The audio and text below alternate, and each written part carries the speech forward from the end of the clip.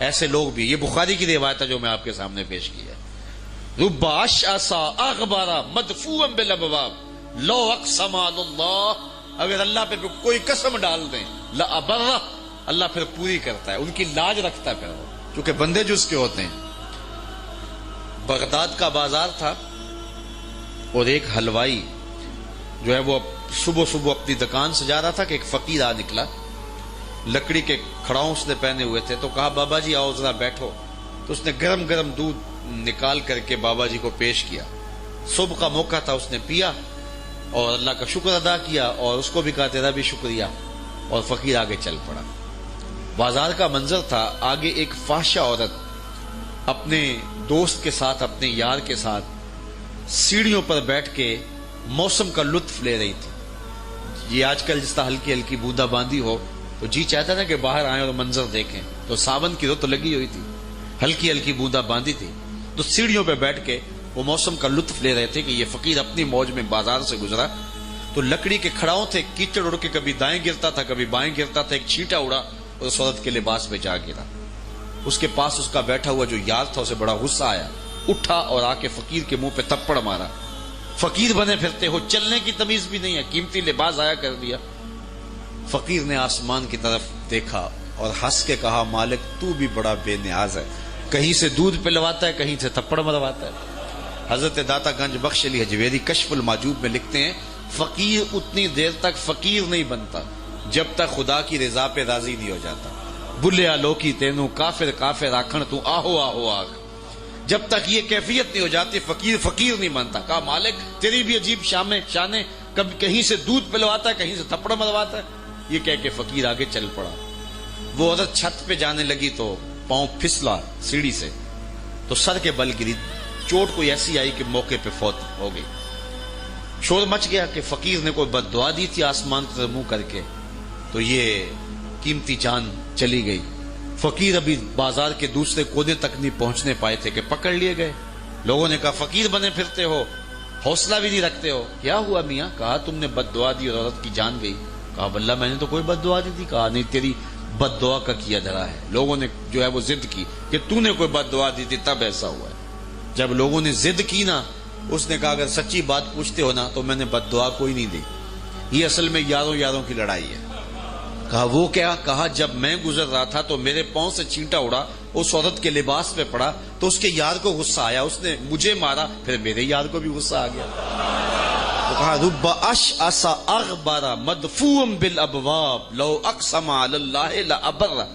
یہ بہلول بھی اسی قبیلے کا فرد تھا، دجلہ کے کنارے مٹی کے گھروندے پاؤں پہ بناتا ہے اور انہیں مسمار کر دیتا ہے. وہ کبھی آپ نے دیکھا ہوگا کہ بچے ریت میں اپنا پاؤں رکھ کر کے اوپر سے ریت تھپک لیتے ہیں اور پھر پاؤں ہولے سے نکال لیتے ہیں، بچ جائے تو بڑے خوش ہوتے ہیں، اور جب کھیل ختم ہو جاتے ہیں تو اسے گرا دیتے ہیں اپنے ہاتھوں سے. بہلول بھی اسی شغل میں لگا ہوا ہے. بہلول یہ کام کر رہا ہے، گروندے بناتا ہے گراتا ہے، گروندے بناتا ہے گراتا ہے.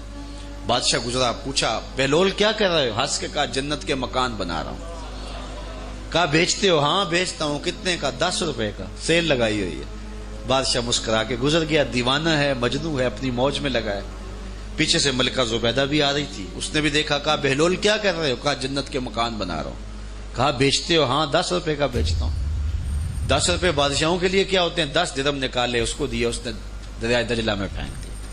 فقیر اتنی دیر تک فقیر نہیں بنتا. داتا صاحب فرماتے جب تک مٹی کا ڈھیلا اور سونے کی ڈلی اس کی نظر میں برابر نہیں ہو جاتا. اور ایک مکان کے گرد، ایک وہ گروندے کے گرد دائرہ لگایا، کہا یہ تیرا ہوا. ملکہ گزر گئی، بادشاہ بھی چلا گیا. شام کو اپنے محل میں پہنچے، بادشاہ سویا، منظر جاگا کہ حشر کا دن ہے، پھر جنت کا منظر ہے. جنت میں بڑے بڑے خوبصورت مکان ہیں. ایک مکان تو بڑا ہی اچھا لگا تو جی چاہا کہ اس مکان کو دیکھوں. تو جب قریب گیا تو دروازے پہ لکھا تھا ملکہ زبیدہ. شوق سے آگے بڑھا تو دربان نے روک دیا. کہا یہ ملکہ کا ہے. کہا وہ میری ہی ملکہ ہے. کہا دنیا کے ضابطے اور ہیں، آخرت کے ضابطے اور ہیں.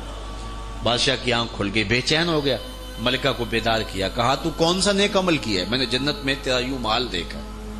ملکہ کہنے لگی وہی معمول کی نمازیں، وہی سب کچھ، کوئی نیا کام تو میں نے کیا نہیں. ہاں یاد آیا، کل گزر رہی تھی، دجلہ کا کنارہ تھا، وہ جسے لوگ مجذوب کہتے ہیں، وہ جو دیوانہ کہلاتا ہے، وہ بہلول وہ جنت کے محل کہتا تھا وہ بنا رہا تھا. میں نے کہا چلو کوئی بات نہیں, فقیر ہے, 10 روپے کیا ہوتے ہیں. تو میں نے 10 روپے کا ایک محل خریدا تھا. بادشاہ سر پکڑ کے بیٹھ گیا, وہ تو مجھے بھی کہتا تھا. میں دیوانے کی بات سمجھ کے گزر گیا. اگلے دن بادشاہ قصدن گزرا. جب قصدن گزرا نا تو دل دھڑک رہا تھا کہ کہیں مجذوب پھر آج مل جائے اور اسی موج میں ہو تو کام بن جائے. دیکھا تو بہلول وہاں بیٹھا ہوا ہے. آگے بڑھ کے دیکھا تو کام بھی وہی. بادشاہ پھر رک گیا, پوچھا اب بہلول کیا کر رہے ہو؟ اب دل دھڑک رہا تھا کہ مجذوب ہے, کوئی اور بات کہہ دے تو چلو اچھا ہو کہ وہی جواب دے دے. اس نے وہی جواب دیا, جنت کے محل بنا رہا ہوں. بادشاہ کا کچھ دل ٹھہرا, پھر کہا اچھا بیچتے بھی ہو؟ ہاں ہاں بیچنے کے لیے بنا رہا ہوں. بادشاہ ادھر جیب میں ہاتھ ڈال رہا ہے اور ادھر پوچھ رہا ہے کتنے کا؟ کہا آدھی حکومت لگے گی. کہا کل تو 10 روپے کے بتا رہے تھے. کہا کل تم نے دیکھا نہیں تھا, آج سودا دیکھ کے لے رہے ہو. اللہ تعالیٰ ارشاد فرماتا ہے انما تنذر من اتبع الذکر وخشی الرحمن بالغیب, جو ان ڈٹھے سودے کرتے ہیں, جو بغیر دیکھ کے کرتے ہیں. اچھا چلو ایک خوشخبری میں آپ کو بھی سناؤں, اور وہ خوشخبری رسول اللہ کی زبان سے. حضور نے فرمایا طوبی لمن رآنی وآمن بی وطوبی 7 مرات من لم یرانی وآمن بی. فرمایا صحابہ تمہیں مبارک ہو ایمان کی کہ تم نے مجھے دیکھا اور میرے اوپر ایمان لائے, اور کہا انہیں 7 مبارکیں ہوں جنہوں نے مجھے دیکھا بھی نہیں ہوگا اور پھر بھی ایمان لائیں گے.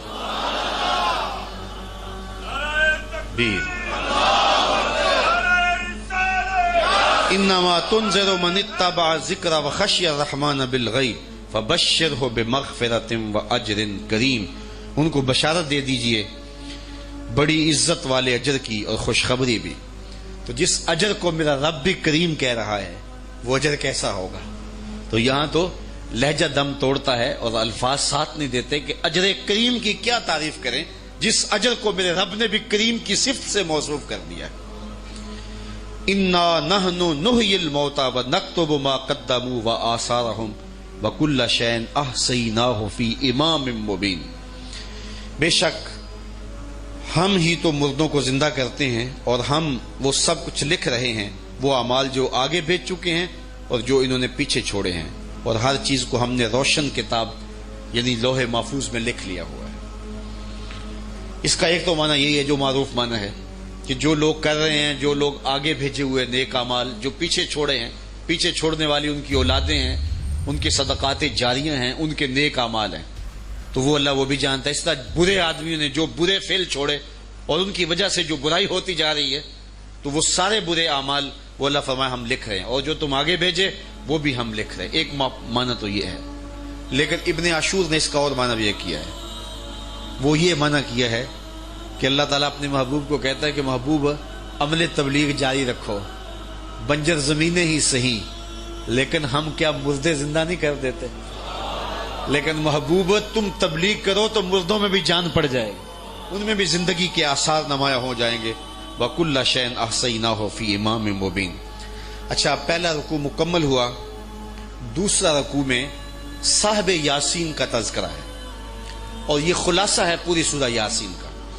اگر آپ کے پاس ٹائم نہیں ہے کہ پورے 5 دن مجھے دے سکیں تو کم از کم کل کا دن ضرور دے دینا, اور جن لوگوں کو دعوت آپ دیں گے تو اگر وہ 5 دن باقی 4 دن بھی آپ کو دے دیں تو اچھی بات ہے, لیکن اگر وہ باقی 4 دن آپ کو نہ دے سکیں تو ان سے کل کا دن ضرور لے لینا.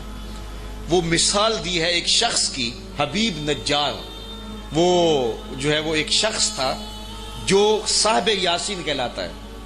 سورہ یاسین کا جو مضمون ہے اس کے گرد گھومتا ہے.